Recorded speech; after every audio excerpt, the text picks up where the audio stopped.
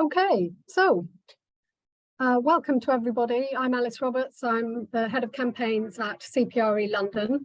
So today's webinar is about the claim that to solve the housing crisis, we need to build on the green belt.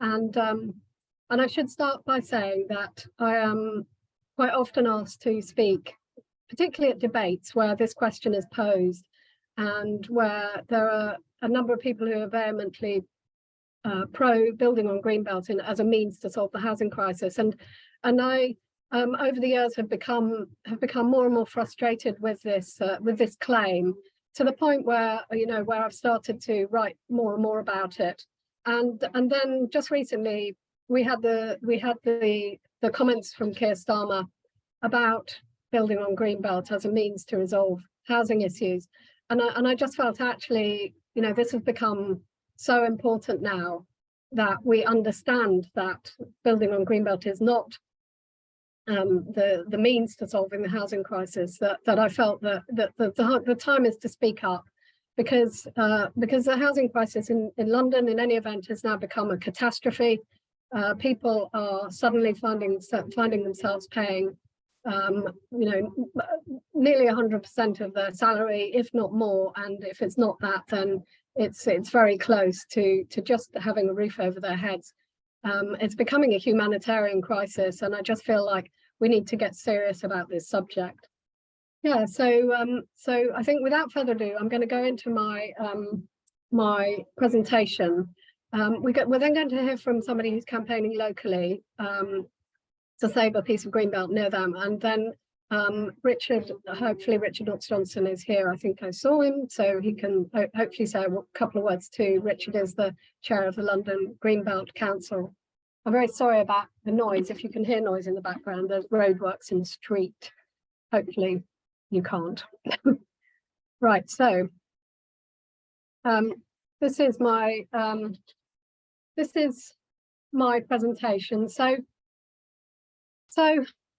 I just want to say that there is quite a lot here, and if you just bear with me, what my intention here is to try to give you an overview, and then you can always come back to what I've said, because we'll publish this presentation, and I'll be very happy to take any questions via email afterwards or whenever. So here we have a picture of a car park. You're possibly wondering why. But you will find out in due course. So we support house building. I must emphasize this. Obviously we do get blamed for being NIMBYs the whole time. It's very far from the truth. So just stress, we support house building. We believe that we do need more homes, but we also believe that just building new homes will not solve the housing crisis. And we also believe that building in the green belt is the worst possible option for London. And what I'm going to say today doesn't just apply to London. So for those of you who are here not from London, this really applies to any part of the country. But obviously we are CPRE London, so my comments are made in that context. If we build on our green belt, it means losing our countryside and green spaces. It means creating a high carbon, car dependent, unhealthy city. It means inner city regeneration opportunities are missed, and we fail to tackle the housing crisis. So, sorry. So this mantra to solve the housing crisis, we need to build on the green belt, has become pervasive. And in recent years, developers have persuaded many people that simply building more homes is the only way to solve the housing crisis, saying also that there isn't enough space for these new homes within cities. So the only answer is to build on greenbelt. But really, nothing could be further from the truth. So this primarily concerns CPRE London because we want to preserve our countryside. And more generally, we want to promote sustainable patterns of development, more of which I'll talk about later. But increasingly, as I said, our primary concern is that no serious discussion is taking place on how to solve the housing crisis. So I've got my 1 to 10 on why we don't need to build on the why building on the greenbelt won't solve the housing crisis. So there is no need to build on greenbelt. Enough land has been allocated for 20 years for house building. Local authorities are allocating land in their local plans. Many more sites are being identified than can possibly ever be built out in the next 20 years. And let's not forget that urban land is constantly recycled and brownfield land is not finite. Land supply is not the problem, and CPRE research has found that there's space for at least 1.2 million homes on previously developed land, and that's really just the tip of the iceberg. So the other issue, sorry, that should be number 2, I'll edit that after, is that planning permissions have also been issued. So there are 500,000 homes have already got planning permission but aren't being built. And the Local Government Association has said for years that councils are delivering the planning permissions we need. So it's not the planning system often gets blamed for everything, but it's important to stress that this is not the problem. So the housing crisis is not a crisis of availability of land, of suitable land, nor is it a crisis of failure to permit development. Allocating land doesn't translate into more houses being built. It's a different issue. Building on greenbelt doesn't simply translate into more houses. It just means developers have a choice of more sites. House building highs were seen in the 1960s and 70s as a result of the social house building programs then. But since then, we haven't seen highs like that. House building is constrained by finance, available skills and workforce, but most importantly, it is constrained by the market and what can be sold, and that's understandable. Building on greenbelt won't speed up house building, so the speed at which the market delivers is related to what the market thinks it can sell in any one year, as well as those constraints like lack of labour and materials and financing. So greenbelt developments are rarely affordable. They deliver expensive, large executive homes, if you like, in unsustainable locations, which are marketed for people on high incomes and who usually are able to afford cars, and usually more than one car.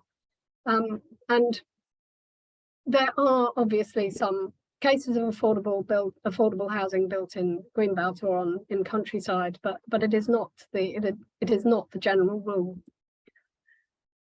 Building on greenbelt won't bring house prices down. So again, it's frequently argued that the only way to bring house prices down is to increase supply. But wherever you put new housing, whether it's on the greenbelt or not, this doesn't work. And we're seeing that happening. Housing markets are much more complex and they're often regulated for this reason. So supply and demand economics are often used, saying increasing supply is the answer to the housing crisis. But if the demand stays the same, the impact is negligible. And in any event, housing markets are complex. Housing is an essential, and private rents and house prices are remaining stubbornly high. So what will building on greenbelt actually do? So the problem with building into greenbelt is that it will lead to urban sprawl. And urban sprawl is essentially high carbon development, car dependent development. And what we really need is compact cities where people can live near to amenities, where older people and people on low incomes are not isolated by lack of public transport, where teenagers and even younger children can get about independently, where we don't face air pollution, inactivity-related health problems, congestion, noise and road danger. These are all the consequences of urban sprawl. So it's often said that building around train stations in the greenbelt is sustainable, but RTPI, that's the Royal Town Planning Institute research from way back in 2015 showed that in reality, most journeys are not made on those radial rail routes. The majority of trips are, for example, to school or shops or even to work, and they're not made on that one available rail route. So I've put the link to that publication in there. It's a really important publication. Do have a look at it. We did our own publication a number of more recently, but not that recently, which was called Driving in Circles, which was an attempt to demonstrate what the impact would be of building around, if we built around train stations in the Greenbelt, because of course people wouldn't be using those train stations for most journeys. So both of those publications should help you on those subjects. Building on Greenbelt will mean that urban regenerations are ignored. Often we forget that the fifth purpose of Greenbelt policy is to assist in urban regeneration by encouraging the recycling of derelict and other urban land. So rather than developing our greenfield land, regenerating previously developed land and buildings, often left neglected and decaying anyway, can instead breathe new life into our towns and cities and provide places to call home near to where we work and live. And of course, building on Greenbelt will lead to the loss of countryside, which many of us value, and which is now increasingly needed to plant forests, to tackle climate change, to grow food locally, to help manage rainfall, to moderate the urban heat island effect, to provide habitat to address species decline, and so on and so on. And Greenbelt can be restored. So it's often said that Greenbelt is unattractive scrub land. It's an argument often used to say Greenbelt should be developed. But there's no reason it can't be restored and made more useful and attractive. And in fact, national planning policy states that once greenbelts have been defined, local planning authorities should plan positively to enhance their beneficial use. So yes, so talking about greenbelt as a solution to the housing crisis is a red herring, or a distraction, if you like. The reality is that it's a distraction. And even worse than this, it's worse. It drives up speculation and land banking, which forces prices up even further. So what should we be doing? Well, yeah, we need to be building in the right place. We need to be making better use of previously developed land within our towns and cities. So two examples in London, where wide-scale release of Greenbelt is currently proposed, firstly in Hounslow, where the council proposes releasing land for logistics for Heathrow. So that's not a housing issue, but it is a Greenbelt under threat. And it's for airport business, which is for an airport which is literally surrounded by huge areas of surface car parks, which could be used to accommodate those needs. In Enfield, much more related to the housing debate is the council proposes releasing historic Enfield Chase and a number of other Greenbelt sites for housing, when there is in fact a vast retail park on the A10 and a very large number of other sites we have identified with local people there, which could be used for much more sustainable development. So what should we do? What should we be doing? Mark 2, sorry, this is my second slide on what we should be doing. Why do we keep expecting housing supply to manage house prices down?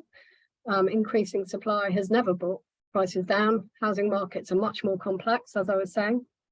So for one thing, availability and the cost of availability and the cost of credit are much more important to house prices.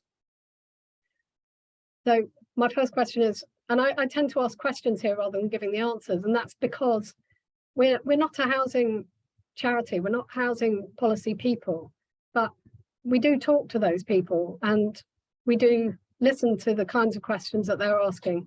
So why are we not talking about how to ensure private rents are affordable and social housing is actually available to the people who need it?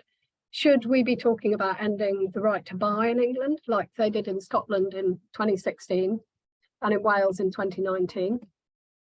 Should we be introducing rent caps, which the current London mayor has been calling for years? Should we stop fueling house prices by subsidising house buying with help to buy schemes? Should councils have more financial freedoms and powers to build new homes? Should we actually level up between the north and the south of the country to take the heat out of prices in the south? Should we take action to bring empty homes back into use? And should we be discussing how to reform the current land value capture mechanisms, which are basically just tinkering around the edges of what actually needs to be done to address the land value capture issue and stop the accruing of money at the land value level? So probably some of these might actually help, but building on green belts will not. So I just wanted to talk a bit more about this idea of sustainable patterns of development, because this is kind of what's key to CPRE and really what's our. So this is about London's green belt being what I'm calling our climate safety belt. So protecting us from floods, high temperatures, and promoting regeneration, creating a compact, low carbon city. Whereas if we build on our green belt, we create sprawling, high carbon city, increased carbon emissions, traffic congestion, air pollution, and we reduce our ability to manage extreme weather events. So that's a kind of summary, I suppose, if you like, of what we get if we have compact cities with green belts versus what we get if we have urban sprawl. So we have a higher density city, which is low carbon, with public transport, which is financially viable and more active, healthy lifestyles. Whereas with urban sprawl and low density, which is characterized by low density development, we have a high carbon pattern of development, which is usually car dependent, and where you have inactive and less healthy lifestyles. So I just want to talk about cars for a minute. And I do talk about cars a lot, but I often get challenged on this, and so I do want to say a couple of things about it. So we need to remember that we are planning for everybody, and trying to remember we're not all car drivers. So people on low incomes, so people who tend not to be drivers, people on low incomes, older people, young people, and families who are struggling to afford any car ownership. Teenagers, obviously, who are not allowed to drive, who can lose independence, and we also got to remember that car dependency has serious health impacts, not just related to pollution, but inactive lifestyles, noise, road injuries, and deaths.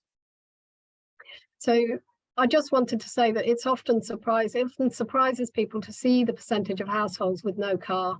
In London, it's very high, obviously, but in most towns, most cities, and urban conurbations, big urban conurbations, there's a large proportion of people who don't have access to a car.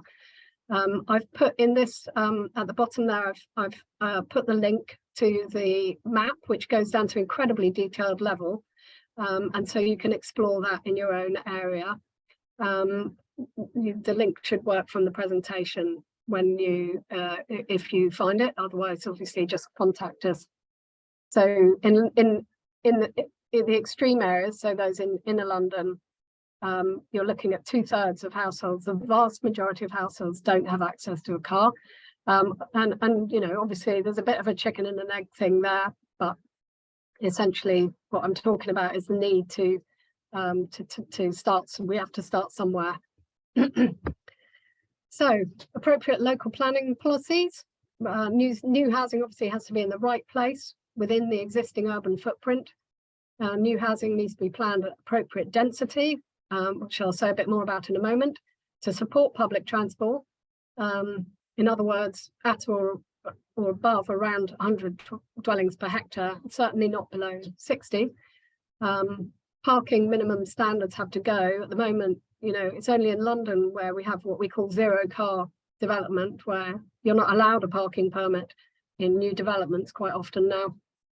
But in most local authorities, there is a minimum parking standard where developers are required to provide parking. Councils need to proactively promote the redevelopment of surface car parks and big box retail to make better use of space, but also to promote sustainable patterns of development. So I just wanted to show you, this is a kind of extreme example of what's kind of happened, I suppose, to our towns and cities. This is Stevenage. I went on a field trip there recently. Actually, I went to watch the football, slightly bizarrely, but I went also to have a look around, because I know that it has basically got a huge number of surface car parks. So I came back and I mapped all the surface car parks, and those are all the ones in orange. Surface car parks are particularly poor use of space, because you could, of course, if you really felt that you need car parking, that it can be put in a multi-storey car park. And obviously we would advocate less parking and more public transport and walking and cycling. But even in this example, it is all the orange here is surface car parking. So the inset image below shows you that actually Stevenage is not a huge place. You can cycle to the outer edge from the centre in 15 minutes, and it was built with separate cycle infrastructure. I'm not suggesting that everybody should cycle, but I am saying that, you know, basically if you plan for cars, you get cars. This is a development which is in Houghton Regis, which I know some of you may know about. I don't know, which is an urban fringe greenbelt development, and is planned at low density, so it's too low to sustain public transport, but at the same time there are quite a number of surface car parks, which I've highlighted in the pink there.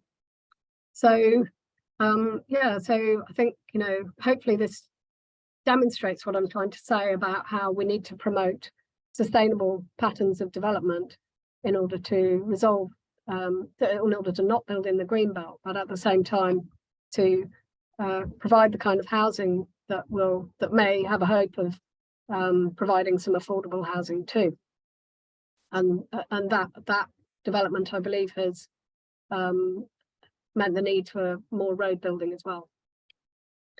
I want to say something quickly about density, because I think often this you know, people think that high density needs to mean high rise, whereas it really doesn't. So here on the left you have homes built at 25 dwellings per hectare, very, very low density, but on the right its density is 69 dwellings per hectare, and that's terraced housing. So really, to support buses you need upwards of 60 dwellings per hectare, and so we would probably advocate slightly higher than 69, but I think I've got an image here of what 100 dwellings per hectare looks like. There you go. So it's we're not supporting high-rise development, but we are saying that, you know, density is important. Obviously, density is not a new thing. We have high density in history. There's some images there. It doesn't have to look awful or be horrible to live in. And this is my final kind of example, and back to that picture at the beginning, which is the A10 retail park in Enfield, part of which is now allocated for development. Obviously, this does have tall buildings, so you can see on the left the visuals for the development that will happen there is much higher than we would advocate, and we didn't support those tall buildings, but we do support the redevelopment of this site, which we see as very, very poor use of space. So if you think greenbelt's not important, think again. That's my presentation, and I'm now going to hand over to Claire Obeng, who's going to say more about why the greenbelt's particularly important to her at a very local level. Thank you. And then we're going to hear from Richard, hopefully, if he's here, and then we'll open the floor up to some questions if you have any. Thank you, Alice. Hi, Claire. I am just going to share my presentation.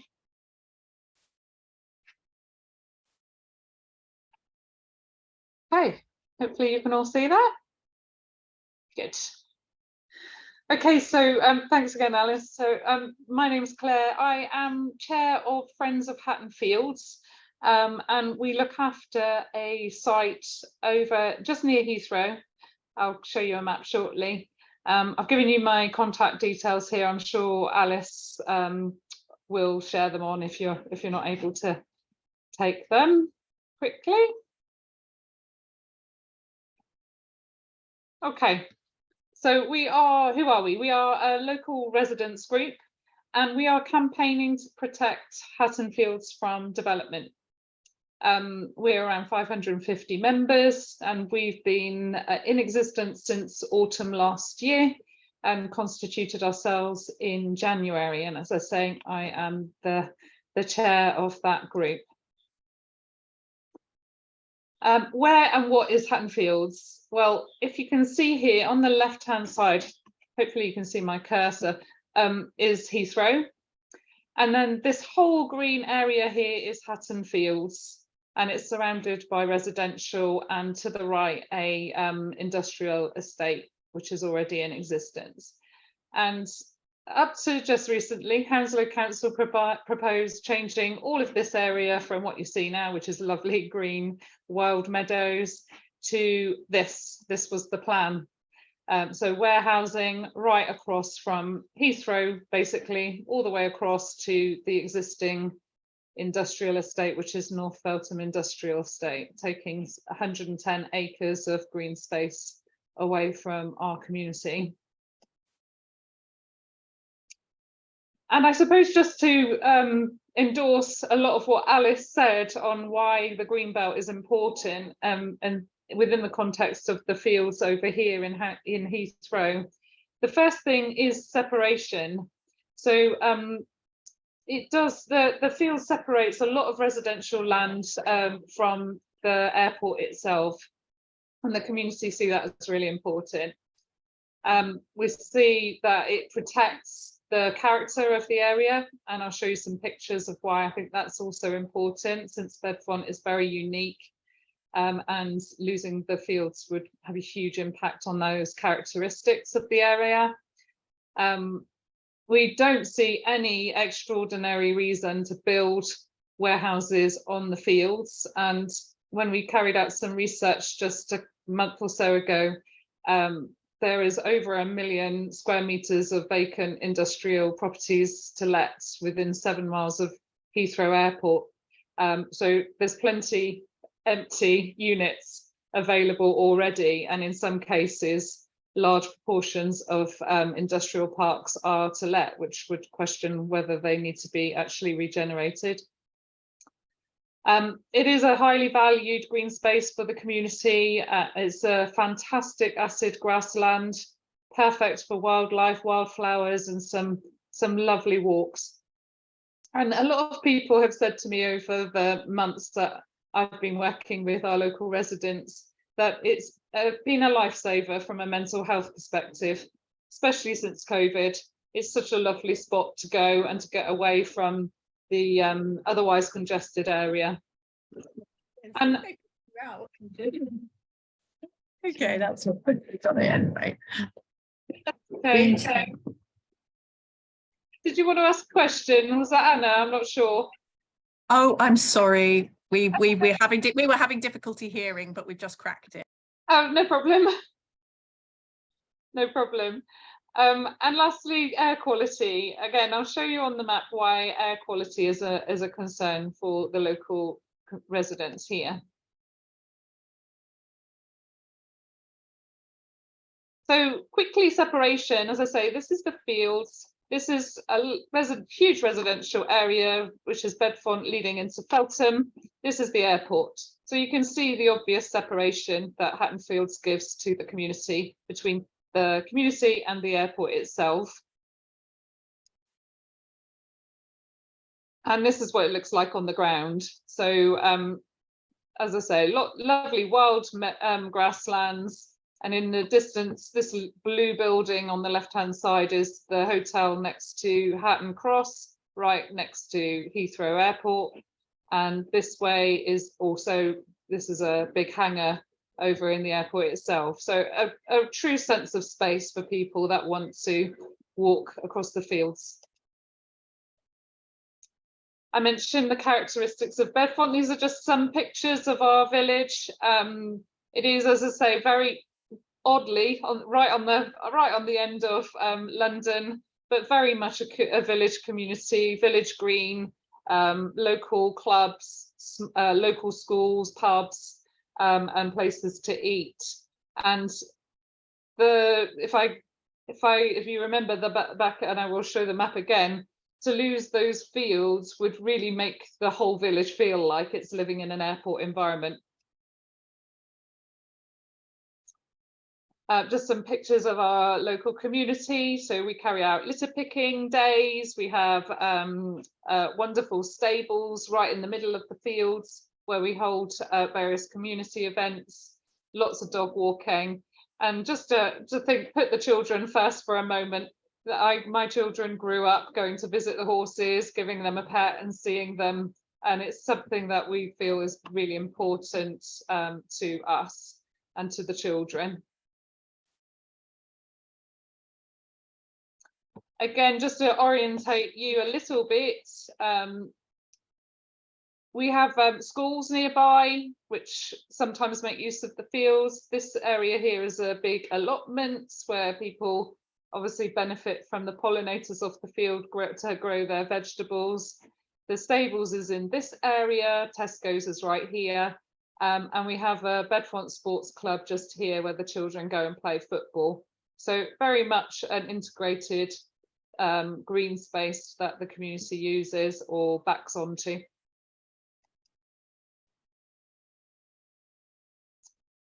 Home to wildlife. I was spoilt for choice on pictures, and I really struggled to choose which pictures to include. But as I said, this is an acid grassland. The fields themselves is a sink and site of borough importance, and it's bordered by the Duke of Northumberland River, which is a site of metropolitan importance. And it truly has a huge variety of bird life, flora, fauna, butterflies, pollinators and mammals. And the list goes on and on. So not only is it obviously important to those, to the wildlife itself as it's their home, but it's important to the local community as well, because we absolutely love to see all this wildlife around us, considering we're neighbours to one of the busiest airports probably in the world.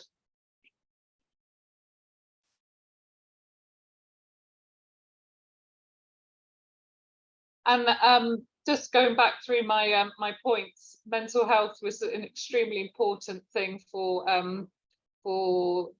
everybody at the moment. We all need to take care of our mental health and recognise that access to green space is extremely important, and the value of that is extremely important.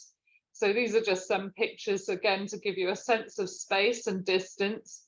I certainly go there every day. It's my lunchtime walk, because since I work from home, I find it extremely important to be able to get away from the screen and just take in some space and some nature and connect again with some beautiful views.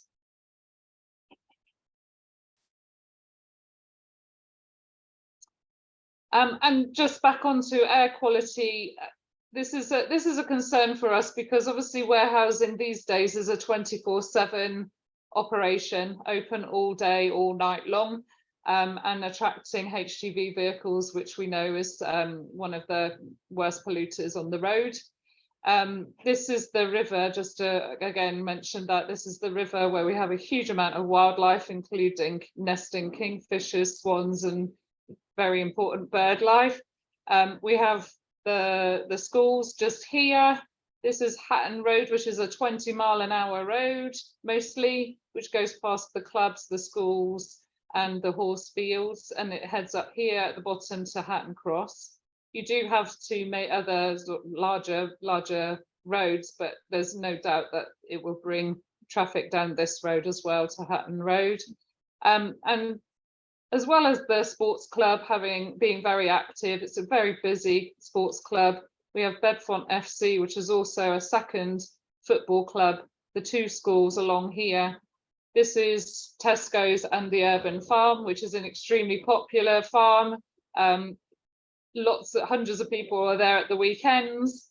And we have the stables here and some residential, obviously. The point I'm trying to make is bringing HD vehicles into this area on a 24/7 basis is a massive worry. We already have to deal with the pollution caused from Heathrow, but to have children playing in playgrounds in the school next to HGV vehicles, or enjoying the farm at the weekend and hearing the HGVs going in and out of the future industrial park would be absolutely devastating to the area. So what now? The council has actually currently withdrawn the current plan. I like to think that's as a result of Friends of Hatton Fields working with CPRE, Friends of the Earth and other local organisations, and alongside submitting a petition of over 1,000 signatures within the space of a few weeks, collecting. So we're going to continue with that petition. We're not going to go to sleep whilst the council redesign the plan. We're not sure if they will repeat their plan for Hatton Fields in the next version. So we're certainly not going to wait and see. In the meantime, we're collecting facts about the site. We're trying to strengthen our position should there be a future public hearing where we need to present the facts, continue to broaden our network, build the membership, build awareness amongst the community. We've scratched the surface so far, and do all that we can to showcase the value of our fields to as many people as possible. So the petition is open online, and we also have a paper petition that we're circulating locally. Still lots to do. And that's it from me. I hope that gives you an idea of our campaign and where we are and why we think it's so important that Greenbelt is valued much more highly than it seems to be right now. Thanks, Alice. Thanks so much, Claire. And I'm just really sorry that you're not able to go out this lunchtime into the field because you're sitting here with us.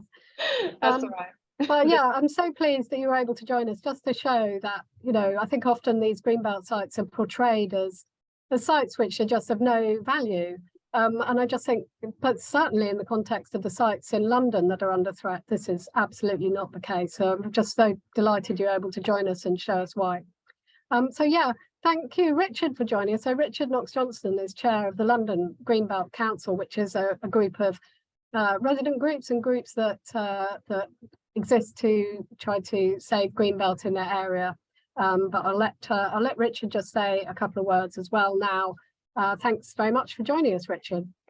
Thank you very much for inviting me, and thanks very much, Alice, for all the work you're doing on protecting the Green Belt. The London Green Belt Council represents over 100 organisations in London's Green Belt, and we meet up regularly 3 times a year to discuss what's happening to the Green Belt and how things are moving. And our last one was very much dedicated to the consultation paper on the National Planning Policy Framework. Also, congratulations to Claire. I was privileged enough to go and speak at a public meeting she organised. And I have to say to you, if you've got a problem, a public meeting is an extremely good way of attracting attention. Getting councillors in the room, which Claire was able to do, definitely, I think, had a major effect on what then happened to that development. And yes, she's right, they have withdrawn it, and that's really good news. And following on from that, I had a meeting with the local MP about 10 days ago, briefing her about the Green Belt and what was going on there, which is Seema Malhotra was her name, and telling her what goes on there. And I think, you know, we've got to keep doing this. And the one point I would make is that the people who make these decisions are the councillors, and it's the councillors you have to persuade on taking the action. And it was the councillors who eventually withdrew this plan. So that's good news from that point of view.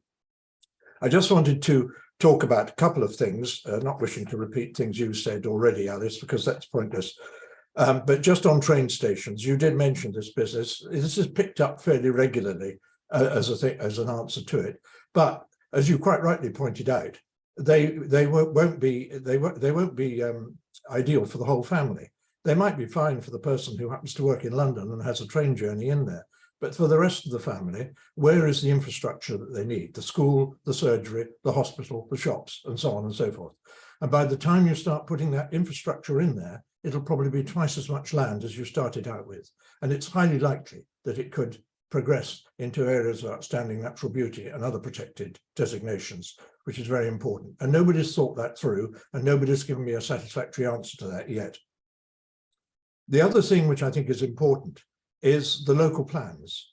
Now, in the recent consultation on the National Planning Policy Framework, Chapter 14 talks about meeting the challenge of climate change.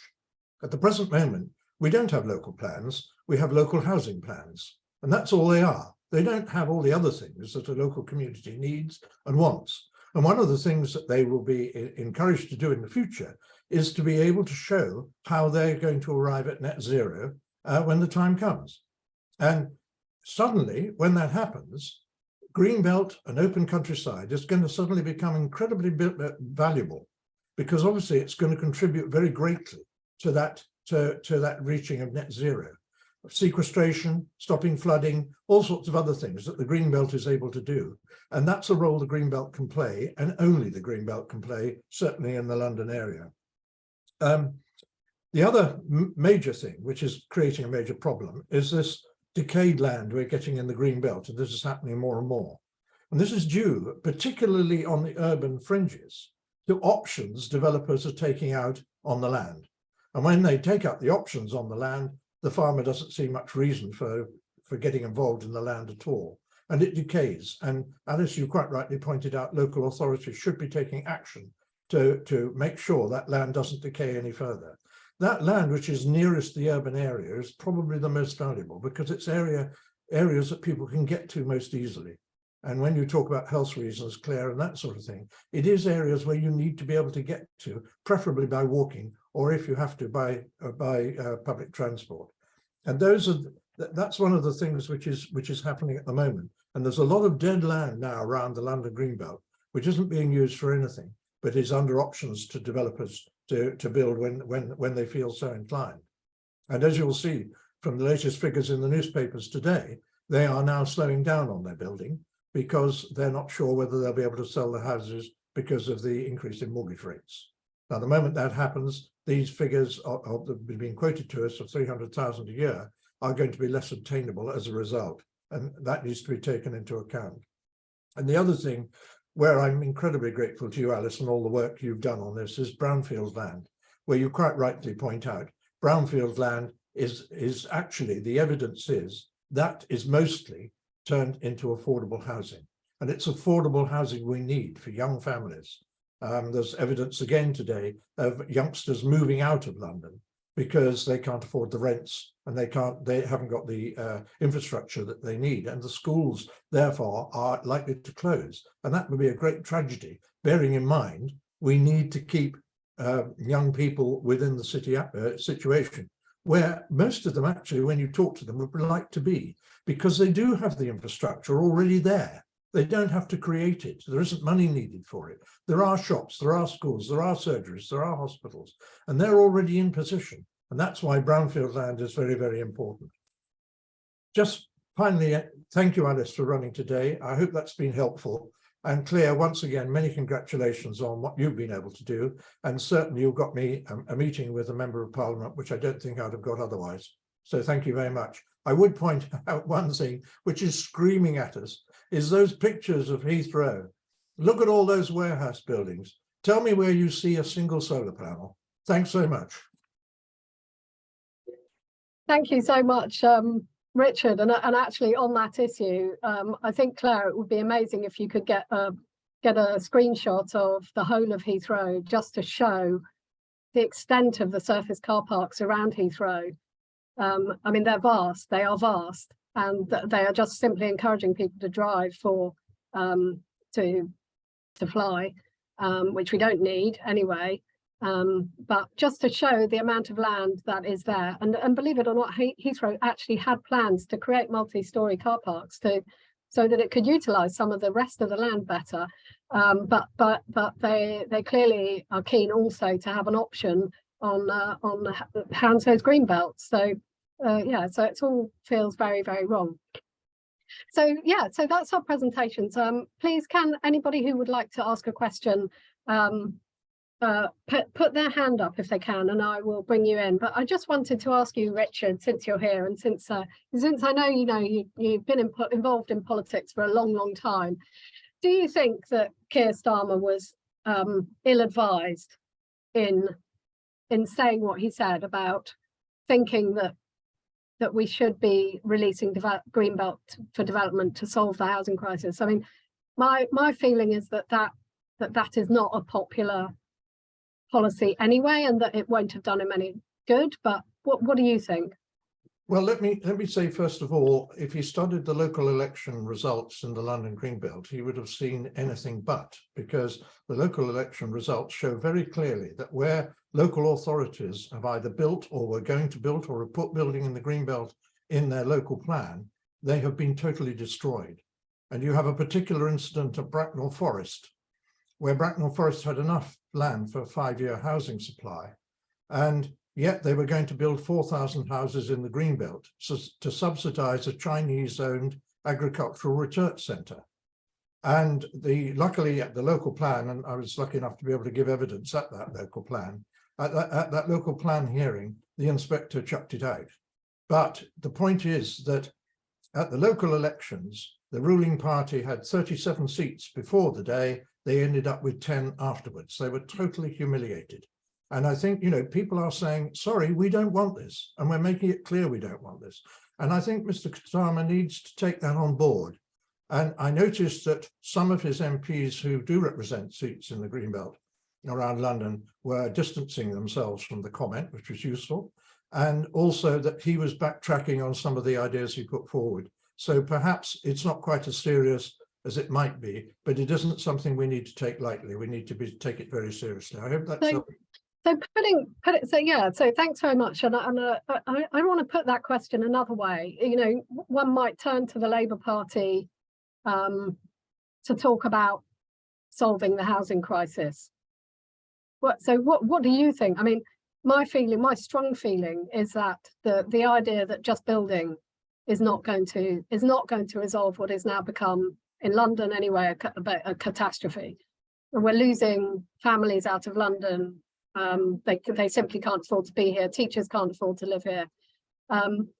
What do we need to do to actually start to tackle this problem? I mean, I've asked a lot of questions, and I really would love to hear from others about what others feel about this.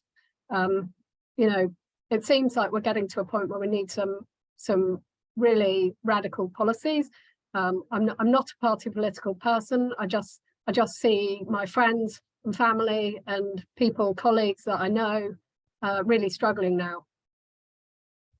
So what do we need to do to get on top of this? Sorry, did you want to come back to me? I mean, my answer to that would be that there is an awful lot more brownfield land, as you well know from the research you've done, than there is actually on brownfield lists in local authorities. And I think it would be fair to say that sometimes it's 10 or even 100 times more than they're looking at. The problem here, of course, is that local authorities aren't obliged by the government to go out and search for brownfield land. And that would be one of the first things I think any government should be doing, making sure that we have a realistic record of all the brownfield land that there is available.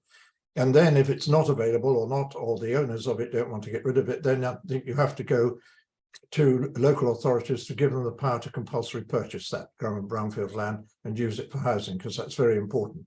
And the other thing, very briefly, I heard a wonderful talk the other day about community land trusts, and one particular example in Lewisham, where the community land trust there managed to get permission from Lewisham to let them have the land free, and they then built accommodation on it. And of course, without having to pay the price of the land, those were immediately affordable and very much needed as they were.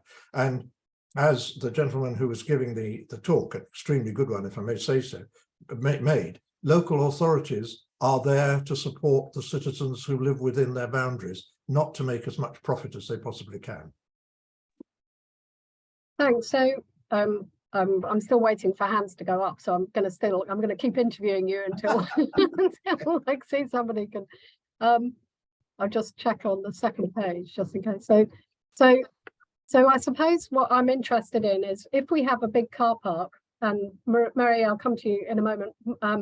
If we have a big car park in Enfield, for example, if the landowner is not willing or keen to give it up, or for it to be developed at a reasonable cost, I mean, are we looking then to the local authority to buy? Are we looking to go back to the days when local authorities were either themselves building or effectively putting together the development, so they will be managing the development, or is it something else, some other model? Well, Sir Keir Starmer has made it clear that he realises that land is available, and he doesn't want it to take on extra value just because it's going to be used for development.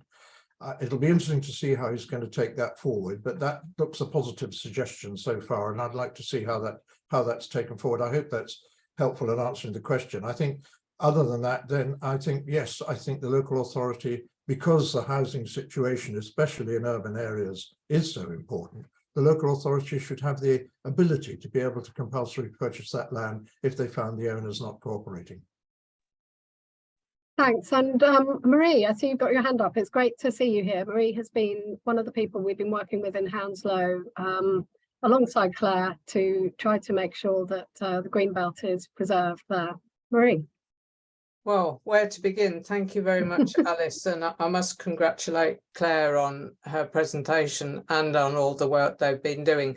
Just to explain, I'm involved in a resident group, but at the other end of the borough, where they are building on brownfield. But I would like to emphasise something you said, Alice, that high density shouldn't always mean high rise, because where I live, we're now being surrounded.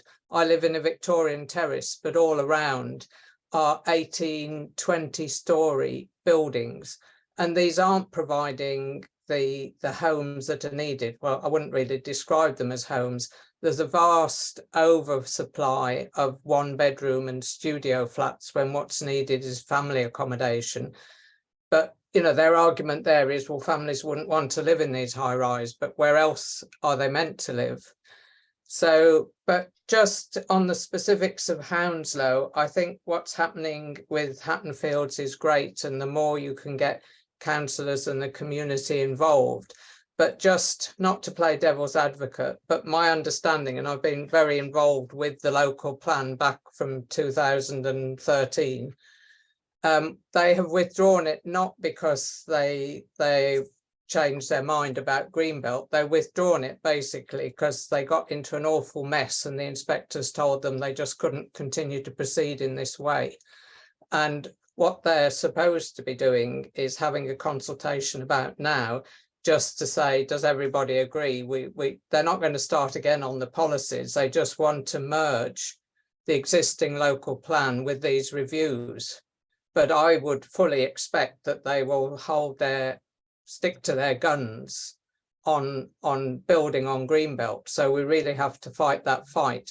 And that will come later in the year when they actually then consult on the contents of the overall local plan to which these other bits are merged. Sorry, that sounds complicated, but it is. And I think the problem is they've had such a turnover of staff, and clearly the inspectors, I mean, you recall, Alice, you were at some of the examination in public. The inspectors were just getting more and more frustrated with what Hounslow was trying to do. And I think it's because the people involved didn't fully understand. I don't think they'd been through that process before. So it's just a note of caution. We need to do as much, and obviously there are other areas, but it's great that there's this really positive action on Hatton Fields, and I'm hoping to visit it in a few weeks' time because, say, I live at the other end of the borough. Thanks. Thanks, Marie. And just what you said at the beginning there was really, really interesting. And I think if you live in London, you see housing blocks going up everywhere. And at the same time, you see, we hear, oh no, we've got to solve the housing crisis, we've got to build. And yet there is not even a hint of prices going down. In fact, the recent interest rates rises have meant that not just house prices, but rents have shot up, basically. So maybe a marginal adjustment in house prices for house buying because of that, but actually rents have just shot up. And it's a complete disaster. So, we see houses going up, we don't see prices coming down, we still have everybody basically paying far too much for a roof over their heads. So yeah, I think that's kind of why I've been saying, more recently for some time, but more recently, much more, stringently, that we simply have to get much more serious about how we talk about the housing crisis and not just simply boil it down to whether we build on the Greenbelt or not. Richard. Yes, just to come back on the point you said about densities to begin with. The two highest density cities in this country are Edinburgh and Bath. And both of them are terraced buildings. And we've got terraced estates in Kensington, Georgian estates, they had a lot more vision than we appear to have, where they're 60 people per hectare. Terraced housing doesn't have to be high rise, and it's a lot more attractive and people like living in it. As to the high rise, some of those aren't as high density even as the ones I've been suggesting. Now, what you're getting at the moment is developers saying, oh, well, if you won't let us build in the greenbelt or on green fields, we've got to build high rise in the middle of towns. Nobody wants that. They know what happened in the East End of London, and you're probably far too young to remember it. They're talking back sort of 50, 60 years, when they were appalling and they had a terrible record. And nobody wants that, and there's no need for it. So when you get that threat, kick it into touch and say, sorry, that's not what we're talking about. We're talking about terraced building. And if you like, there's a wonderful example of that in Enfield, to new terrace building there. Lovely little houses all along a road there. And those are social housing too. So Enfield's doing the right thing as far as that's concerned. That's high density. And that's the sort of thing I think both Alice and I would agree is what we're suggesting. Yeah, so thanks. And that's, I think, pretty much all we've got time for today. But I think, you know, just one quick thing. Could I say, you're quite right, that local plan will come back and you need to be ready for it. Please take my suggestion, hold a public meeting and invite councillors. We have shown in the London Greenbelt Council, and we've held them all over the Greenbelt, that where you do that, and sometimes you get as many as 400 people turning up. When you do that, you really put pressure on the local councillors. And that's, as I say, the people who make the decision. Sorry, Alice. No problem. So yeah, so I think that's really all we've got time for. So really just to say that, you know, part of this is about building in the right place and building at the right density, but it's also about a whole lot of other things, and whether that is about tackling the right to buy as it is, whether it's about introducing rent caps or whatever it is. And I don't know exactly what it is, but I just feel very strongly that we do now need to start talking about other mechanisms to get people into homes with a roof over their head without spending the whole of their salary, basically. So thank you so much, and I hope that's been food for thought today, and that there's lots in there that will, you know, let you think about this a bit more. And that you know, arguments that you can bring to people who say that solving the housing crisis will be done through the Greenbelt. And please do. We will circulate the link to the presentation afterwards so that you'll have that. But obviously, also please do just contact me if you'd like to. I'm just alice@cprelondon.org.uk. And thanks so much. Yeah, thanks very, very much to Claire. And to Richard as well for joining us today. Thank you. And goodbye.